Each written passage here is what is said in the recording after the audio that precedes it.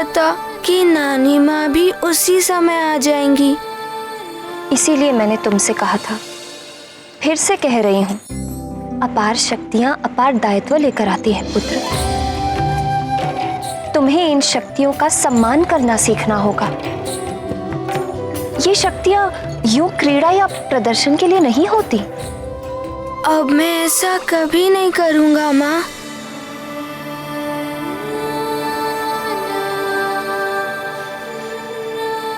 राजमाता की जय! राजमाता की जय! राजमाता की जय! राजमाता की जय! राजमाता की जय! राजमाता की जय! राजमाता की जय! राजमाता की जय! राजमाता की जय!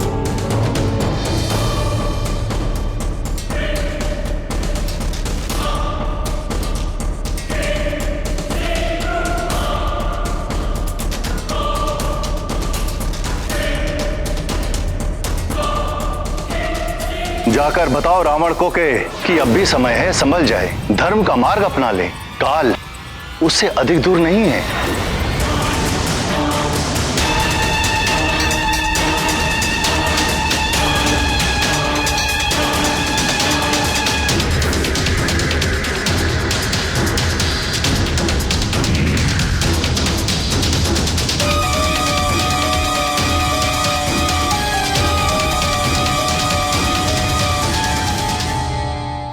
स्वामी जिस समस्या के विषय में बता रहे थे उसका निदान तो होना ही चाहिए, किंतु उसका उचित हल ढूंढने के लिए आवश्यक है सारी सच्चाई को जानना कि वो ऐसा क्यों कह रहे थे।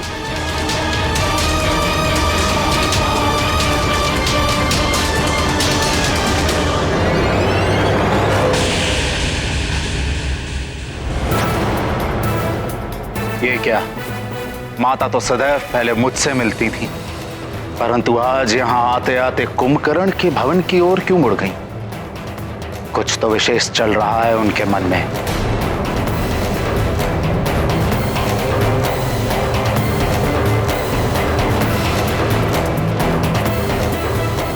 प्रणाम भैया। प्रणाम विभीषण। ना जाने क्यों मां आते आते अनायास कुंभकर्ण के भवन की ओर मुड़ गई। आओ देखते हैं। चलिए।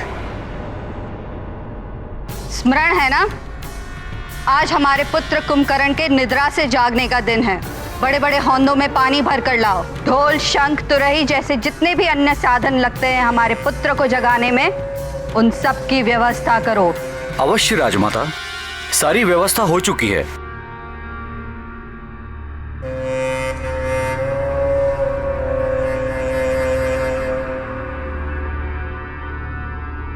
प्रणाम माता।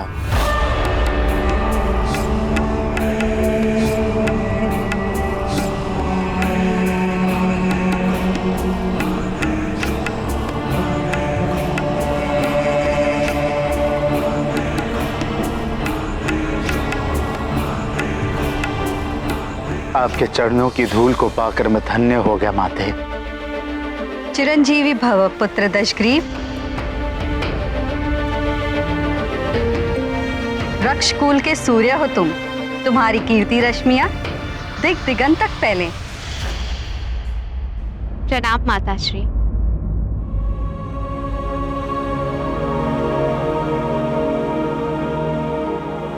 सदा सुहागन रहो।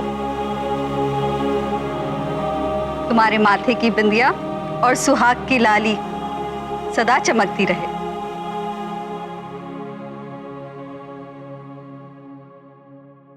आयुष्मान भव मेरे धर्मज्ञ पुत्र विभीषण। तुम पुण्यतः अपने पिता पर गए हो। अपने बड़े भाई की सदैव पिता समान ही सेवा करना। अवश्य माता। माता, आप मेरे भवन की ओर आते आते अनायास इधर क्यों मुड़ गईं? कदाचित आपको यह तो नहीं लगा कि मैं भूल गया कि आज मेरे भाई कुंभकर्ण के जगने का दिन है?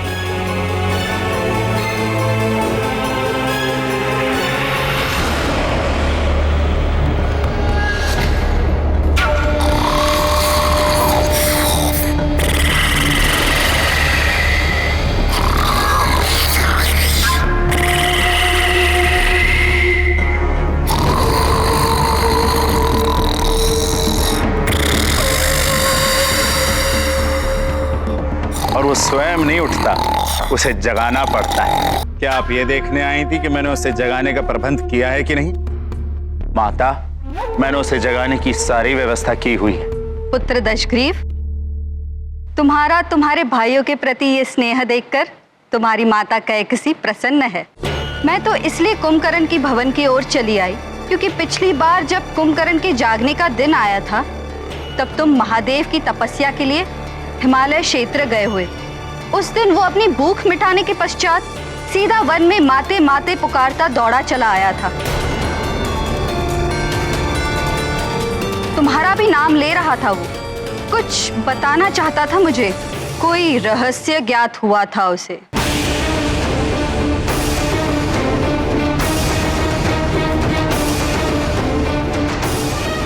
रहस्य? कैसा रहस्य माते?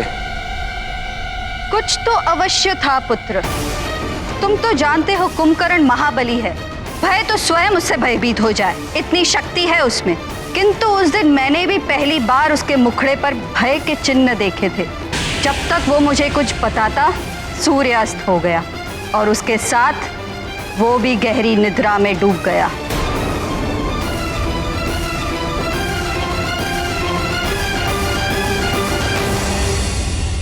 आश्चर्य है माता, आपने कभी इस बात का कोई उल्लेख ही नहीं किया माता।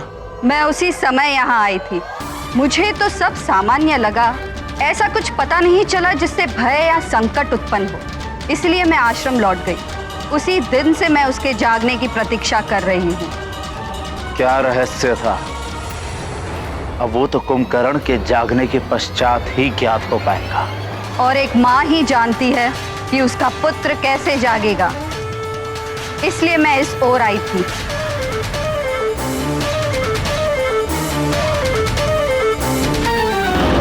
राजमाता कैकसी की जय, राजमाता कैकसी की जय, लंकापति रावण की जय, महारानी की जय, विभीषण भैया की जय। अतिबल, अब आए हो तुम? कब से भेजा था तुम्हें उस वानर बालक के बारे में पता लगाने के लिए?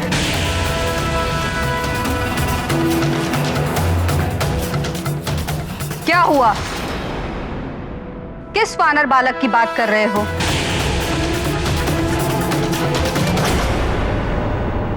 हनुमान, मेरे पुत्र, मैं समझती हूं कि तुम अपनी शक्तियों के बारे में जानना चाहते हो, उन्हें परखना चाहते हो। किंतु पुत्र, ऐसी महान शक्तियों के प्रयोग में तनिक से भी चूक हो जाए तो बड़ा अनर्थ हो जाता है। इसीलिए सावधान रहना आवश्यक है पुत्र।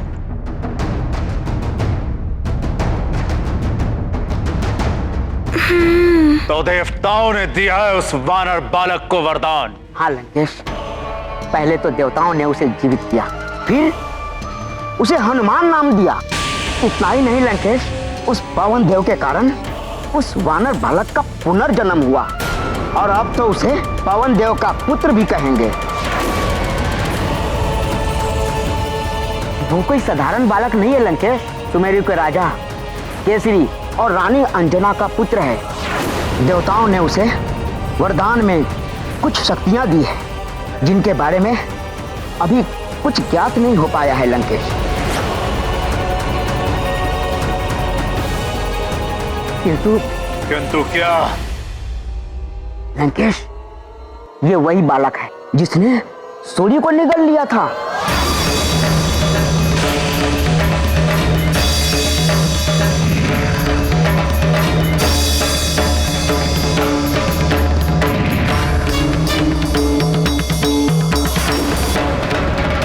सूर्य को निगल गया एक वानर बालक? तो इसी कारण इस बार सूर्य ग्रहण नहीं हो पाया। हाँ लंकापति, उसके मार्ग में जो भी ग्रह पड़ा उसकी तीव्र गति से उन ग्रहों की दिशा और दशा सब बदल गई थी। और तो और लंकेश, बुध ग्रह तो अपने पथ से पूरी तरह विचलित हो गया था।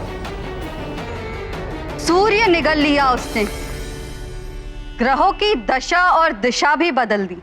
अब हम उसकी दिशा और दशा बदलेंगे, देवताओं ने उसे पुनर्जन्म दिया, हम उसे पुनर्मृत्यु देंगे।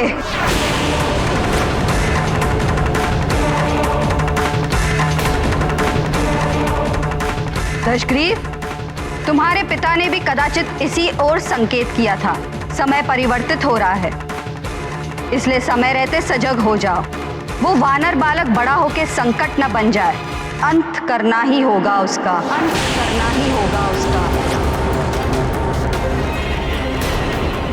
माता, मैं उसे मृत्यु दंड दूंगा, पुनर्मृत्यु अभी समाप्त कर देंगे उसे। ऐसे नहीं दशग्रीव, राजनीति कहती है यदि शत्रु पर विजय पानी हो तो पहले उसकी शक्तियों को जानो, फिर अपने बल को देखकर आक्रमण करो, कभी पराजय नहीं होगी। आप सत्य कहती हैं माता। अतिबल, जाओ, जाकर उस वानर बालक पर दृष्टि रखो, उसकी वरदानी शक्तियों के बारे में जानकारी जुटाओ। बलबला बलबल कैसे पता लगाऊं? और मेरे दृष्टि रखने से क्या होगा? उसकी माता अंजना ने तो उसे शक्ति प्रदर्शन करने से मना कर दिया है। अतिबल, तुम्हारी काया ही नहीं, तुम्हारी खोपड़ी में बुद्धि भी छोटी है। अरे मूर्ख, वो छोटा बालक है, उन्हें यदि कुछ भी मिल जाए तो वो सबको दिखाने में उत्सुक रहते हैं, भले ही उसकी माँ ने मना किया हो। यदि तुम थोड़ा सा भी उसे उकसा दोगे तो उसकी सारी छिपी हुई शक्तियां बाहर आ जाएंगी।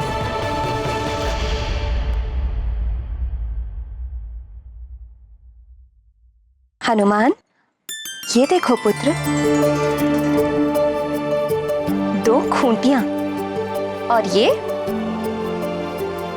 2 थाल में श्वेत और लाल मालाएं। अब हम इनके साथ एक खेल खेलते हैं। जब भी तुम कोई उचित या अच्छा कार्य करोगे तो इसमें से एक श्वेत माला इस खूंटी पर लटका दी जाएगी। इसी प्रकार यदि तुमने कुछ अनुचित या बुरा कार्य किया तो एक लाल माला इस खूंटी पर लटका दी जाएगी। किंतु इससे होगा क्या माँ? यदि श्वेत मालाएं अधिक होंगी तो तुम विजयी होगे। अब देखना ये है कि तुम कितनी श्वेत मालाएं प्राप्त कर सकते हो।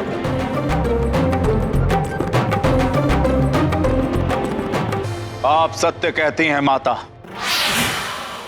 छोटे बालकों को इतनी समझ नहीं होती कि क्या करना चाहिए और क्या नहीं।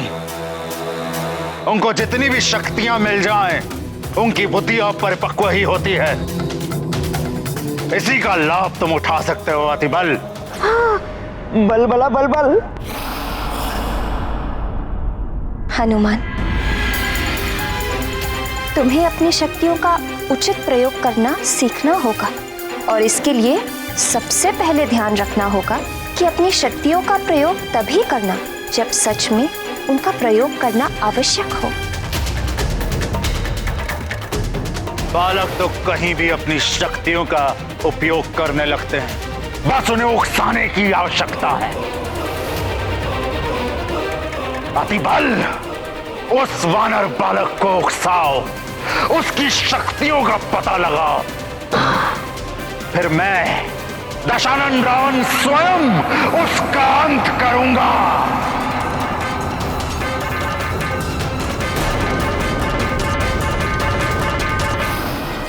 उचित है माँ, मैं अपनी शक्तियों का प्रयोग तभी करूँगा जब उन्हें सच में प्रयोग करने की आवश्यकता होगी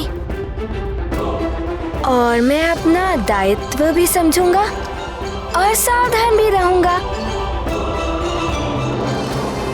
अब तो मैं आपका अच्छा पुत्र हूँ ना माँ?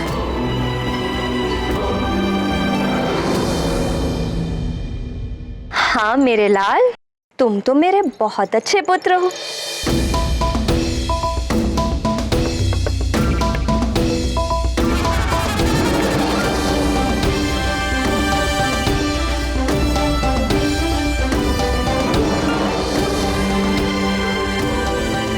माँ, मैं आपका अच्छा पुत्र हूँ ना, इसीलिए मैं अधिक से अधिक श्वेत मालाएं प्राप्त करके दिखाऊंगा। तुम जितनी अधिक श्वेत मालाएं प्राप्त करोगे पुत्र, तुम्हारी माँ को तुम पर उतना ही गर्व होगा।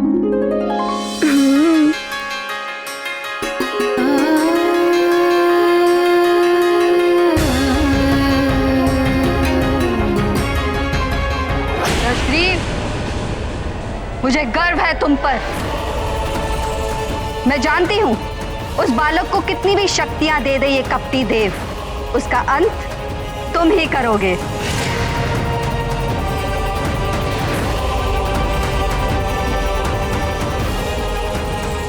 पुत्र केसरी, देवराज इंद्र के हट के कारण ही मैं स्वर्गलोक छोड़कर पृथ्वी लोक में आ गया था, किंतु अब देवराज इंद्र का अभिमान टूट चुका है।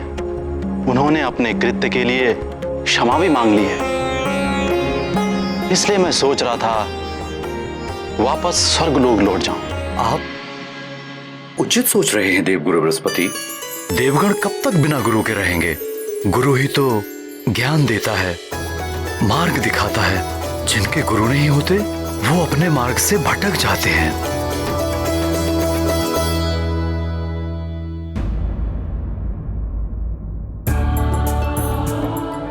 प्रणाम देवगुरु।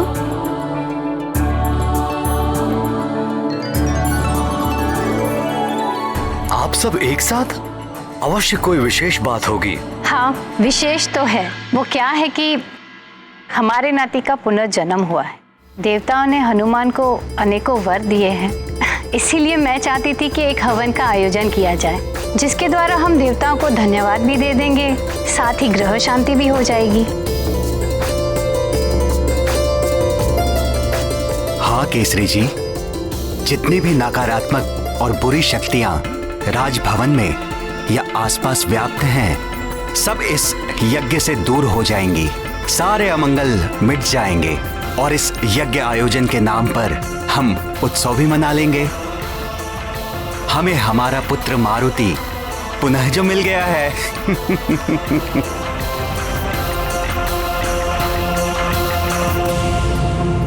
तात, माता, आपका परामर्श तो अति उत्तम है। अविलंब हमें इस हवन का आयोजन करना चाहिए। हाँ, और महोत्सव भी। इस उत्सव में हम हनुमान का विधिवत युवराज घोषित करेंगे।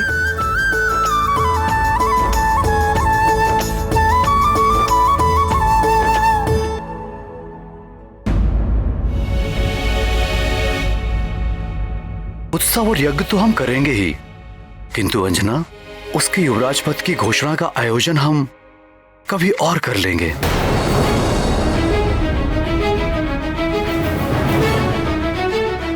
हनुमान अभी अल्प आयु का अबोध बालक है। इतना बड़ा दायित्व उसे सौंपना अनुचित होगा।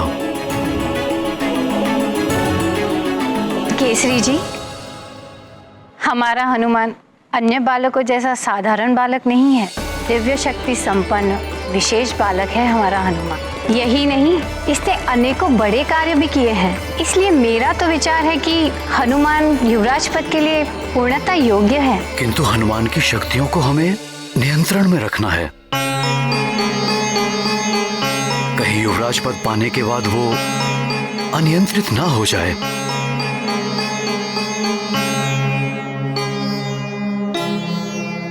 सिंह की शक्ति को यदि नियंत्रित करके रखा जाए तो वो अपनी शक्तियों को भूल जाता है और एक साधारण सा पशु बनकर रह जाता है। वो आखेट तो दूर, आक्रमण करने वाले का सामना भी नहीं कर पाता है।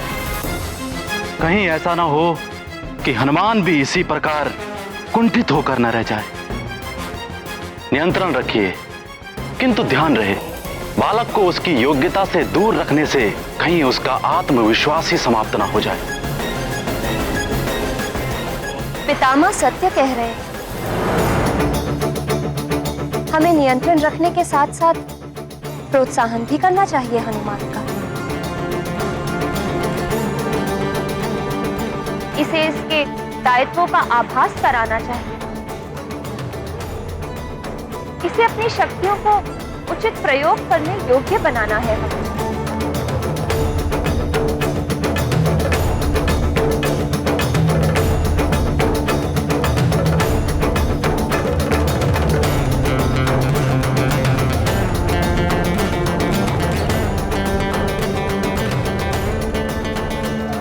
उचित है।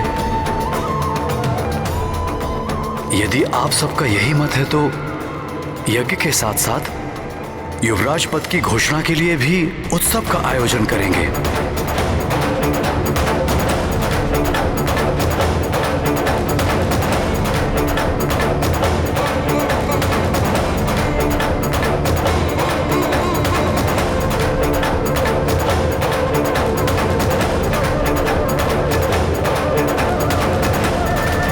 वचन देते हैं कि वो कभी अपनी शक्तियों का प्रदर्शन दिखावे के लिए नहीं करेंगे, किंतु शीघ्र ही हनुमान का बाल मन एकांत में देवताओं द्वारा मिली शक्तियों को परखने के लिए आतुर हो जाता है। वहीं दूसरी ओर लंकाधिपति रावण की माँ कैकसी को अपने पुत्र रावण पर गर्व है और वो रावण को तीनों लोकों का स्वामी बनते देखने की इच्छा रखती है, किंतु रावण के पिता ऋषि विशर्वा इसे असंभव बताते हैं। इधर हनुमान ब्रह्मा जी द्वारा मिले वरदान का स्मरण कर अपने आप को एक सिंह के रूप में परिवर्तित कर लेते हैं, जिसे देख हनुमान की नानी भयभीत हो जाती है। अब आगे।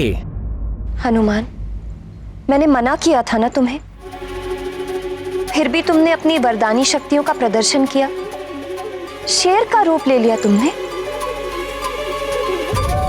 मुझसे भूल हो गई माँ, मुझे क्षमा कर दीजिए। क्षमा मांगने से क्या होगा हनुमान? तुम्हें पता है तुम्हारी भूल की वजह से तुम्हारी नानी एकाएक भयभीत हो गई थी। उस समय तो बचा लिया उन्होंने तुम्हें, किंतु तुम्हें ज्ञात है उनके हाथ से दूध का पात्र गिर गया था, उनके पैर में चोट लग गई थी, अभी तक उनके पैर में पीड़ा हो रही है। हाँ? क्या नानी माँ?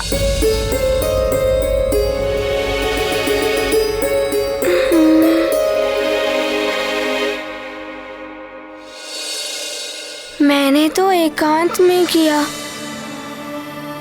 मुझे क्या पता कि नानी माँ भी उसी समय आ जाएंगी।